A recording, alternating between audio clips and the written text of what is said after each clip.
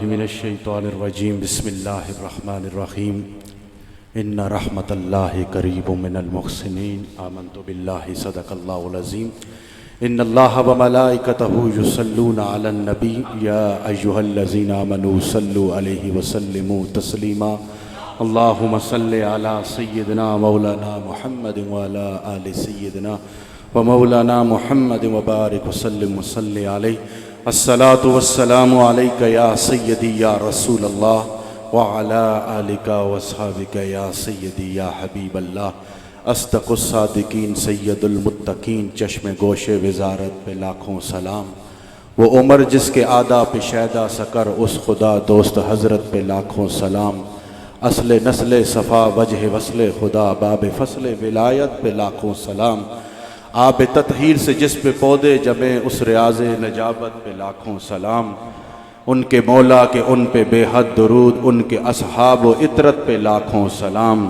ایک میرا ہی رحمت پہ دعویٰ نہیں شاہ کی ساری امت پہ لاکھوں احباب ذی وقار وقت بہت مختصر ہے اور آج ہمارے مہمانان گرامی مہمان خصوصی بھی تشریف فرما ہیں فقط حاضری کے لیے جس طرح حکم ملا ہے جتنے بھی احباب دور و نزدیک سے تشریف لائے ہوئے ہیں عرس پاک کی محفل ہے کبھی یہ سوچا ہے کہ ہم عرس کی محفل میں جاتے ہیں اللہ کے ولیوں کی بارگاہ میں بیٹھتے ہیں تو اس کا ہمیں کیا فائدہ ہوتا ہے؟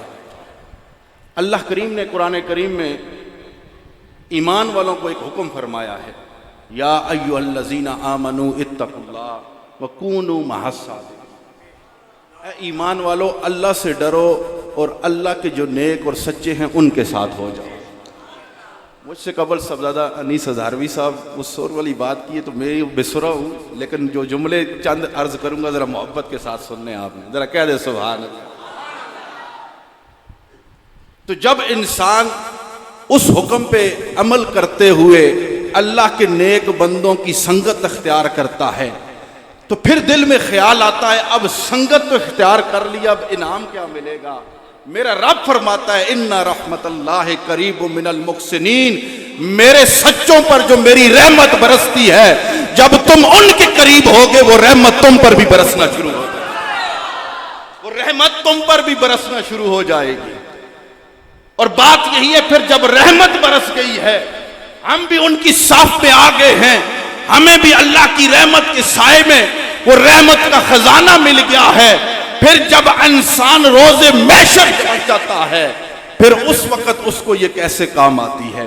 میں مختصر چونکہ سارے گاؤں کے حضرات بیٹھے ہیں تو میں ایک مثنوی شریف کی چھٹی جلد کا مولانا روم نے ایک بڑی خوبصورت بات کی ہے کہ اللہ کے ولیوں کے ساتھ نسبت رکھنے کا فائدہ کیا ہوتا ہے۔ انسان جب اللہ کے ولیوں کے ساتھ نسبت رکھتا ہے جب ان کے قریب ہوتا ہے تو اس کا فائدہ کیا ہوتا ہے؟ مولانا روم فرماتے ہیں کہ مثنوی شریف میں لکھتے ہیں میں مختصر وقت میں 2-3 منٹ میں اس کو مکمل کرتا ہوں۔ فرماتے ہیں کہ سلطان محمود غزنوی کا دور تھا تو آپ کی عادت تھی کہ آپ بھیس بدل کر اپنی رعایا کی خبر گیری کے لیے شہر میں چلتے رات کے وقت ایک رات کو جب نکلے تو دیکھا ایک مقام پر آگ جل رہی ہے دیکھا تو کہا کوئی مسافر آ گیا ہے جا کر پتہ تو کروں یہ کون لوگ ہیں۔ خادم کو لیا اور خادم کو کہا تم ٹھہر جاؤ میں پتہ کرتا ہوں یہ کون لوگ ہیں۔ جب قریب گئے تو پتہ چلا کہ وہ کوئی ڈکیت تھے جو اس گاؤں میں ڈاکہ مارنے کی غرض سے جمع ہوئے۔ سلطان محمود غزنوی بھیس بدلا ہوا تھا آپ بھی ان کے درمیان جا کر بیٹھ گئے۔ مولانا روم فرماتے ہیں یہ جو حقائقیں ہوتی ہیں ان کے سچ یا حقیقی ہونے کی بات نہیں جو ان کی اصل حقائق کا نتیجہ ہوتا ہے اصل وہ اس پہ بات کرتے ہیں کہ اس حقائق سے نتیجہ کیا نکلتا ہے۔ فرماتے ہیں کہ جب وہ ان کے پاس بیٹھے تو وہ جو ان کا سردار تھا وہ کہنے لگا کہ ہمارے درمیان مجھے لگتا ہے کوئی اجنبی آ گیا ہے تم سب اپنا اپنا کمال بیان کرو تاکہ پتہ چلے ہمارے درمیان کوئی غیر کیسے آ گیا ہے۔ جب اللہ کے ولیوں کے پاس بیٹھ جائے نا کوئی بدبخت بھی آ جائے نا اس محفل میں تو وہ بھی بخت والا ہو کے اٹھتا ہے، وہ بھی بخت والا ہو کے اٹھتا ہے۔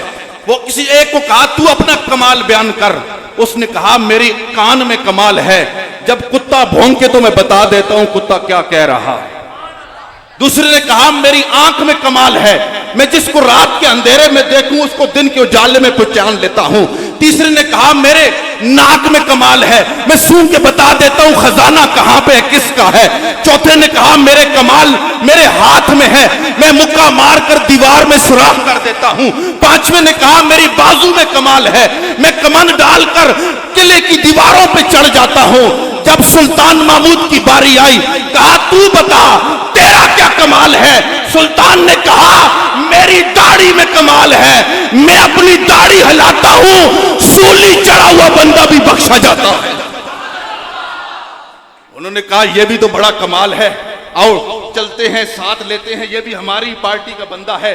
جب وہ گاؤں میں پہنچے آگے سے کتا بھونکا، اس سردار نے کہا بتاؤ یہ کتا کیا کہہ رہا ہے؟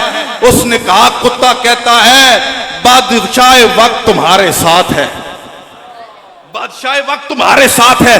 اس نے کہا اوہ جھلیاں مارنا، بادشاہ وقت تو اپنے مقام پر سو رہا ہوگا، اپنے محل میں آرام کر رہا ہوگا، ابھی ہمارے ساتھ کیسے ہو سکتا ہے؟ اس نے کہا کتا یہی کہہ رہا ہے۔ جب وہ آگے چلے دوسرے سے کہا سونگ کے بتا خزانہ کہاں ہے؟ اس نے سونگا، اس نے کہا خزانہ تو ہے لیکن خزانہ ایک بیوہ کا ہے۔ انہوں نے کہا چھوڑو کسی اور مقام پہ چلتے ہیں۔ دوسرے مقام پر گئے، وہاں بھی کتا بھونکا۔ اس نے کہا بتاؤ کتا کیا کہتا ہے؟ اس نے کہا کتا وہی بات کہہ رہا ہے، بادشاہ وقت تمہارے ساتھ ہے۔ اس نے کہا جو بھی مرضی ہو ہم خزانہ ضرور لوٹیں گے۔ جب وہاں پہ گئے مکہ مارنے والے نے مکہ مارا، دیوار کو توڑا، دیوار پہ کمند ڈالنے والے نے دیوار پہ کمند ڈالی، خزانہ لوٹ کر اپنے مقام پر آئے۔